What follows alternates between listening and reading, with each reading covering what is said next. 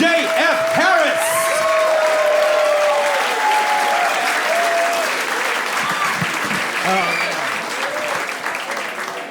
This is great.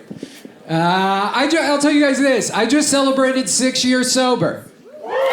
Thank you. Thank you. Sometimes I'll tell people that, and they'll be like, but you smoke weed, though, right? No, I don't. I didn't quit smoking weed, though, because I had a problem with weed. I quit smoking weed because I got tired of looking for my cell phone with the flashlight on my cell phone.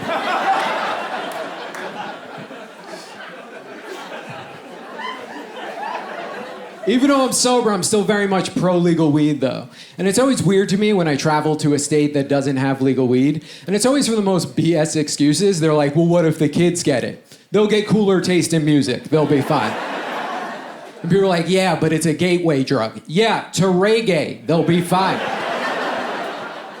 Like, by a round of applause, how many people in here have smoked weed before? Yeah. My favorite are the people who are high now because they raise their hand. Present. I'm present.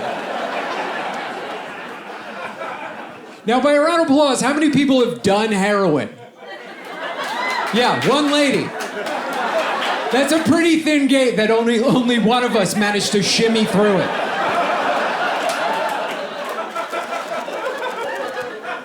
I don't mess with drunks too much anymore, but in this line of work, they tend to find me. Yeah. Like 3 weeks ago, I was performing in Austin, Texas, and after the show, a drunk audience member tried to fist fight me. Yeah, which is funny, because stand-up comedy is the only art form where sometimes if you do really well at it, after the show, the audience will try to physically assault you.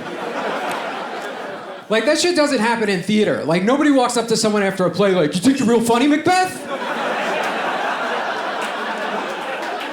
To be or not beat your ass.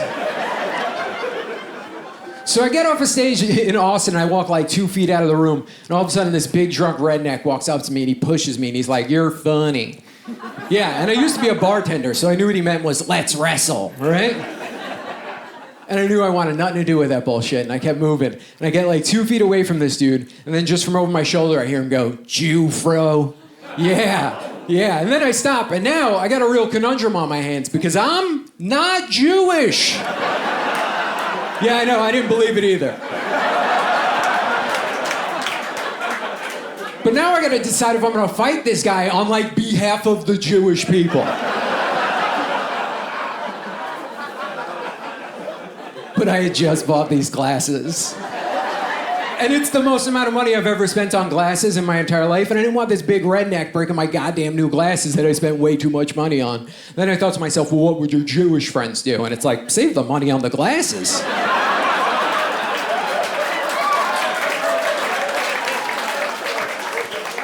Look, I started drinking when I was 13 years old. Yeah, my drink of choice was an OE40. Yeah. And if you don't know what that is, congratulations on growing up in a nice white neighborhood. Lacrosse looks mad fun. The first time I was ever busted for drinking, I was 14. I was in a bodega. And if you don't know what a bodega is, it's like a 7-Eleven if it had no rules.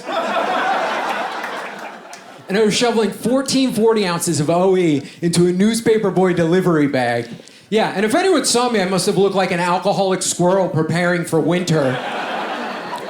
And somebody did see me, because as soon as I walked out of that bodega from over my shoulder, hey, can I talk to you for a second? And I turn around and I just see an undercover cop pull a badge out of his shirt, and he just goes, how old are you? And I panic, and I'm just like 21. But I also said it with like the confidence of a 14-year-old whose nuts hadn't fully dropped yet, so I was like, 21! And the cop was like, you're not 21. And I was like, 21. And he was like, what year were you born? And I was like, 21. And he was like, what year were you born? And I was like, 1921.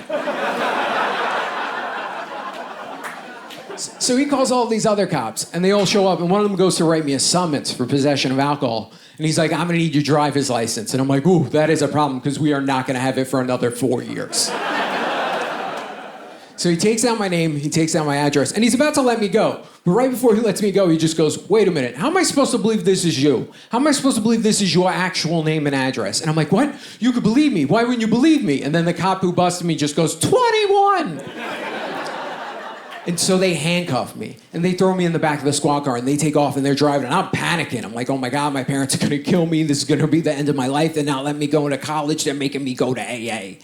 And then I realize they're driving to my house. And then these cops pull up in front of my house, open up the back of the squad car. They march me up the front steps. They uncuff me. I turn the key in my front door. I walk in my house. They get back in the squad car. They leave. They don't tell my parents or anything. Yeah, so if you're ever wondering, that's what it's like to be white.